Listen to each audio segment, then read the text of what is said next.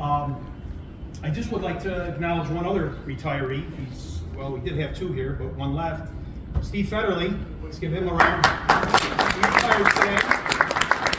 All right, really just left. Danny DeMauro, he retired. Wow, he had his lunch 2 weeks ago. He also retired. Danny and I go way back, don't we, Dan? I'd just like to just share a story. It was, when I got out of Lemoyne College, all I wanted to do was play baseball. That was my passion. I didn't want to be in the business world. I got an education there, I got a good education, a business and accounting degree. But really I was focused, it was just baseball. That's really what I wanted to do. I'd like to share a story how, one decision I made very early on really shaped pretty much my whole life. I just got back from the College World Series. We did quite well at Lemoyne. What'd you bat? I was about 667 in that. Yeah. Nice. Had a home run to beat New Haven. So, yeah, good turn. So I've been told by the coaches there that the amateur draft was shortly thereafter, and that I would probably be picked up by some major league team as part of the major league draft. Unfortunately, the call never came. So at that point, I'm thinking the baseball career pretty much over with. I better start applying to different companies and going on interviews. Niagara Mohawk, New York Telephone, that became Verizon, Burroughs Company. I was putting my applications in all over town, had some interviews. But all of a sudden I get a call, and it's the Houston Astros.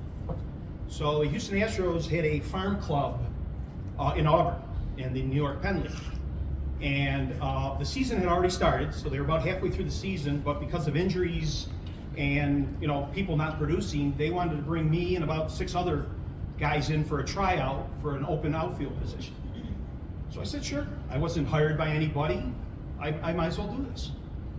So I go to Auburn, I participate in the 2-day tryout, and the scout says, hey, they want to sign you. I said, wow, they want to sign me? They said, yeah. They go, we don't understand why you weren't drafted. You're a 5-tool player, they tell me. 5-tool. Bob, you watch baseball. You want to explain to everybody what a 5-tool player is? I can't do it justice, Pat. Go ahead. Okay. Well, a 5-tool player is you're supposed to be able to hit with power, be able to run, be able to throw, be able to play good defense. And this guy's telling me, hey, you got all the tools. We want to sign you. Plus, you're good looking. I was going to say, handsome as all hell as well. Yeah, 6-tool. Yeah, 6-tool, yeah. Somehow I lost that tool along the way. So he's inflating my ego at the time. I said, wow, this is really going to happen to me. At the same time this is happening, George Steinbrenner of the New York Yankees, the owner, had just reached out to a player that went to Stanford University. This player at Stanford was a 5-tool player, but he also played football. At the time, this player was having a contract dispute with the NFL team, and Steinbrenner signed him. His name was John Elway. So John Elway signed at the same time I was signing, or was going to sign, with the Oneonta Yankees right down the thruway here. So at that time, believe it or not, George Steinbrenner signed him for a $140,000 signing bonus. So this is back in the early 80s. Think about that. $140,000 to play 12 weeks of the summer. That's what he signed for. So the scout says, hey, your contract will be in the mail. When you get it, tell us what you think. Love to have you. Well, I was still at my mom's house at the time in Michigan. I remember going to the mailbox, got the letter, got the contract. And to my surprise, it was a little different than what John Elway received. Now, for those who don't know, some of you might not, John Elway ended up going on to win 2 Super Bowls with the Denver Broncos, and he's part owner now of the Broncos. He's got everything going for him. But yeah, mine was a little different, and I can't remember all the specifics because the contract was quite long, but I do remember about four provisions that were in that contract. The first one was they were going to offer me a $500 bonus. $500. Second one was they wanted to pay me $250 a week before taxes the third one was they wanted to put me up in a dorm room at the junior college. I believe it was Cayuga Community College. So they wanted to give me a room, pay me $250 a week, give me a $500 bonus. But the kicker was they wanted to put me on a month-to-month deal. Month-to-month deal. So I asked the scout, what's a month-to-month deal? Well, after 4 weeks, if you're not producing or you're not playing well or you get hurt, we can cut you. Oh, that's interesting. But this was my dream. This was my dream. I wanted to play baseball. This was the opportunity of a lifetime. I didn't give him an answer right. I got the letter that day, the contract, and for some reason I didn't give him an answer. I don't know why. The next day, literally the next day, I get another letter in the mail. It's from Niagara Mohawk. I had interviewed a month, 2 months ago, and here it is. It's like August, early July, somewhere in that. Don't really know exactly what month it was, but I had interviewed. I didn't think much of it. So when I opened it up, and I got an offer from Niagara Mohawk. So they wanted me to be an associate budget analyst. I'm thinking, what's associate budget analyst? I know you're gonna be sitting around a desk all day, and it's not gonna be on the field chasing fly balls.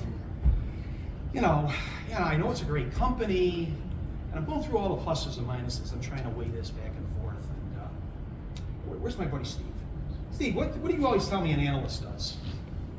You tell me. What, Little numbers on big numbers. there you go.